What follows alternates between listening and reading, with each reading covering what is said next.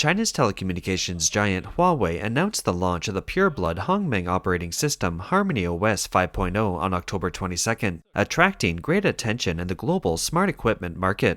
The system emphasizes completely independent research and development and is China's first domestic mobile operating system. Huawei claims that this system has become the third largest mobile operating system in the world, second only to Apple's iOS system and Google's Android. As a leader in China's electronic technology and the primary target of US sanctions, any new products and technologies Huawei launches are driven by the CCP's requirement that the electronics and semiconductor industry be independent and free from dependence on other countries' technologies.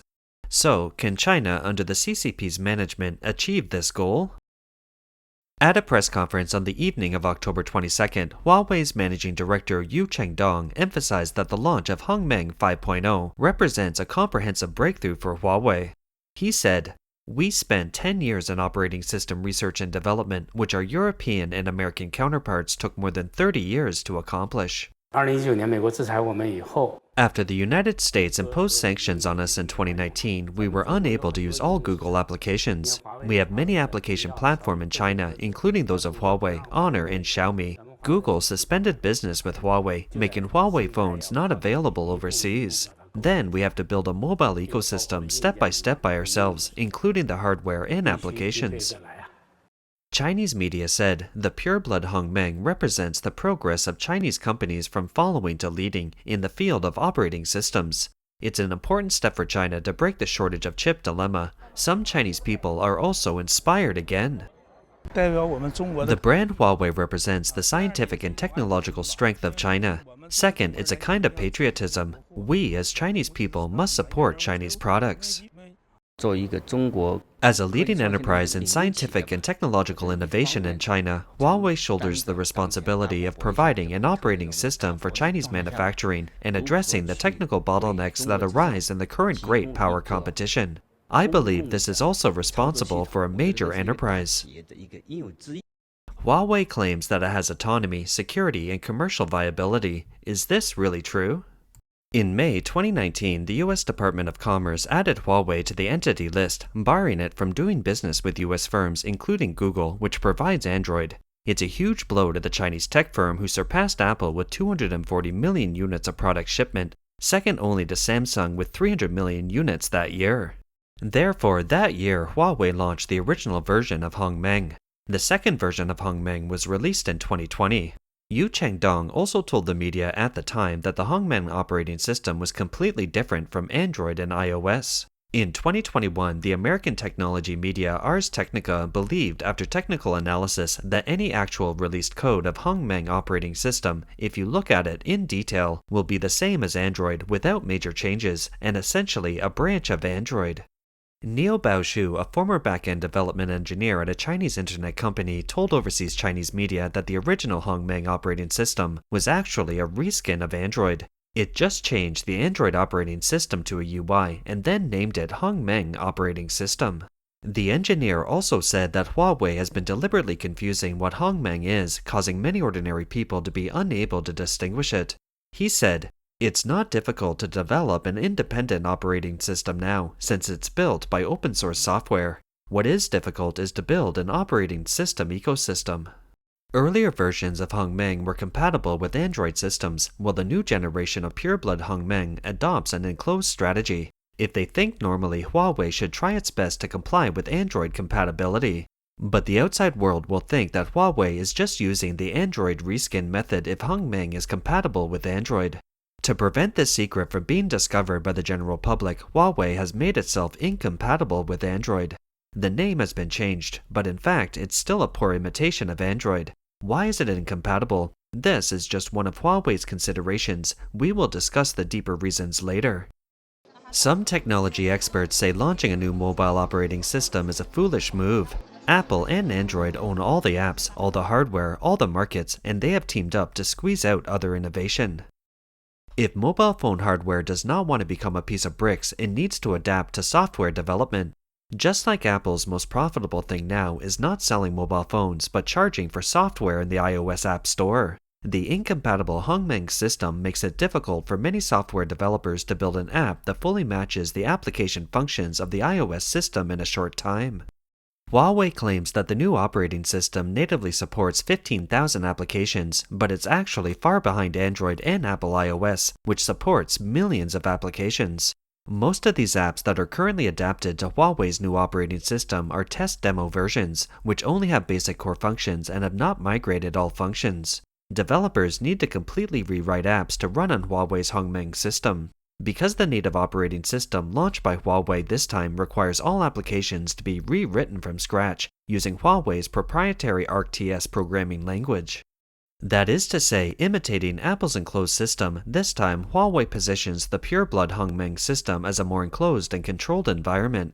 Apps can only be downloaded from Huawei's store, and paid app developers will also be charged a certain commission. However, Huawei's market share outside China is very small, so app merchants have no incentive to do so, and customers will choose other brands.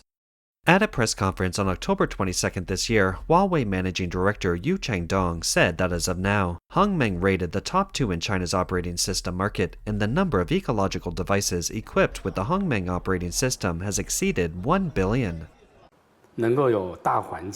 With the 3 conditions including a favorable environment, the country's strong demand for digital development, and industries seeking for upgrading at the same time, which is rarely seen, I believe it's a very good opportunity for us. Internet engineer Neo Bao Shu believes that this is definitely an exaggeration if 1 billion devices of Hongmeng operating system are put online. Even if the broadest statistical caliber is used, including all mobile phones, watches, and tablets sold by Huawei in history, there are still less than 1 billion units. He said, "The only important thing about the Hongmeng system is the installed number of mobile phones and tablets. Only if the installed number of Hongmeng pure-blood mobile phones and tablets is large enough will the developers develop applications and build an ecosystem." Hongmeng's current market share in China is only 17%. It's not easy to convince the majority of users and software developers to switch from Android or iOS to HarmonyOS. There are billions of smartphones in the world, but there are only 2 giants in mainstream operating systems, Android and Apple iOS. Microsoft, Firefox, Amazon, Samsung, and Ubuntu Touch have all tried and failed to enter the mobile market. Microsoft also launched a Windows Phone system before, with a market share of 1%, and Android would not provide adaptation for it at the time. Compared with Android, pure-blood Hongmeng has no advantages, and no one will develop and operate applications for it. International markets will of course use devices with standard Android app capability. In other words, although the Hongmeng system is available, its ecosystem is difficult to implement. In an unfree economic environment, the only way to promote the Hongmeng ecosystem is through the government. Experts speculate that Huawei's Hongmeng operating system will be a minority operating system in 5 years' time, and only the Chinese government and state-owned enterprises may purchase some. Even Yu Changdong admitted that even in China, promoting the Hongmeng operating system is difficult. For an operating system to be successful in a certain field, the number of devices on which it's installed must account for 20% of the total. If there were not enough such devices, nobody would like to develop applications because consumers will also not go for it. It's a negative cycle. I left Huawei because I hope to fully unleash the value of HarmonyOS, because I will do the work more accurately and faster than anyone else in promoting the applications of HarmonyOS in other manufacturers' devices. It's the hardest thing that people cannot understand each other when we need cooperation. If the person I am cooperating with doesn't understand or use it, wouldn't it be in vain for me to do it? Half of my efforts are focused on cultivating the talents from HarmonyOS. The more people understand it, the easier the problem can be solved. If one at least has the guts to try and then get to know the value in it, he may choose to stay.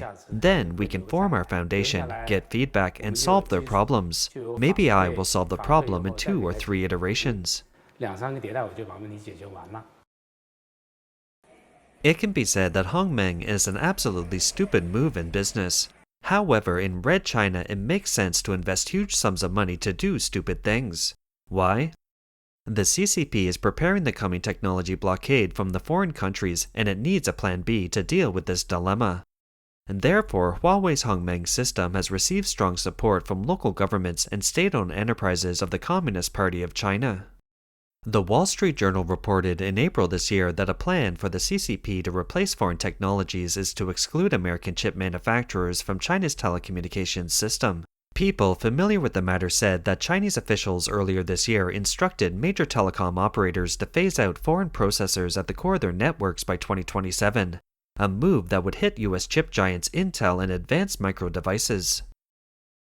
The Wall Street Journal also reported earlier that document number 79, issued in 2022, is called Elimination A, which means eliminating American technology. Some government officials in Beijing have replaced foreign brand computers with Tongfang products, and last year officials were told to use domestic brands for work phones instead of Apple iPhones.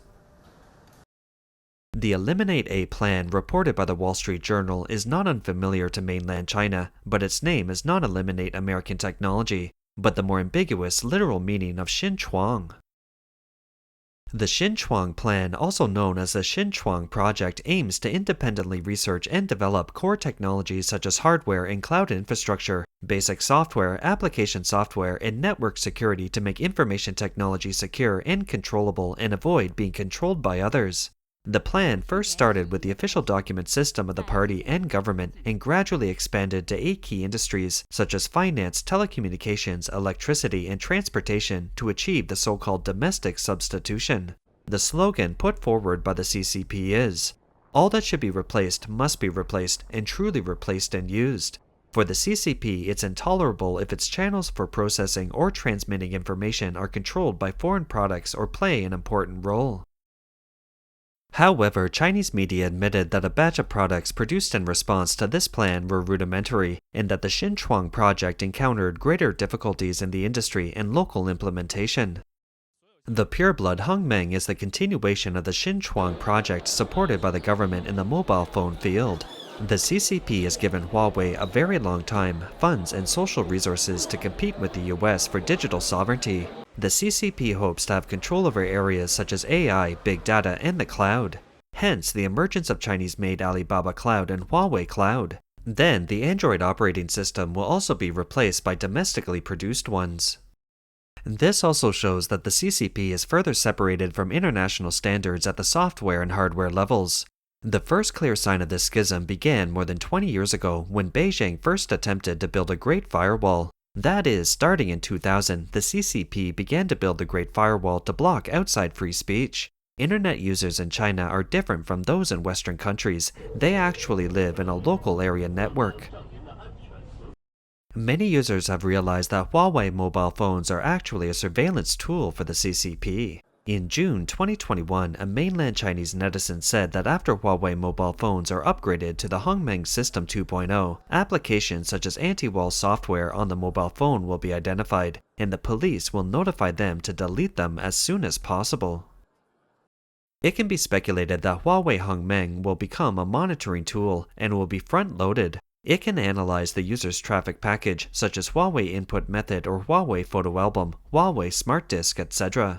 This kind of pre-monitoring does not need to wait until the user posts on the internet. The system has already scanned it, because the mobile phone itself has computing power and does not need to be connected to the internet. It's equivalent to pre-scan. Huawei's hardware equipment, including its 5G base stations, switches, routers, etc., have been banned from use by the US, the European Union, and the UK. If a user has a Huawei app installed on their phone, they have no secret in front of the Chinese government. Since 2017, China has upgraded its password management for users in various industries in China. Simply put, starting from January 1, 2020, according to the cryptocurrency law formulated by the Communist Party of China, all network passwords will be uniformly managed by the state. According to China's State Cryptozoology Administration, the fundamental principle of party control of cryptography must be resolutely implemented. Violators may be held criminally liable, and civil fines can be up to 1 million yuan, or about 140,000. This means that as long as the government wants to see and obtain any content, it can do so. In a rapidly changing technology environment, the CCP tries to be engaged in a technological race with the world tech giants. Huawei's self-developed Hongmeng system has not yet been officially introduced to the global market, It has only been tested on Huawei Mate 60 users and the Mate 70 mobile phone that claims to be equipped with a pure-blood Hongmeng system. We speculate that it's very likely that China will have undergone tremendous changes not so long. The Great Firewall will be broken, and the country's netizens will merge into the real internet world.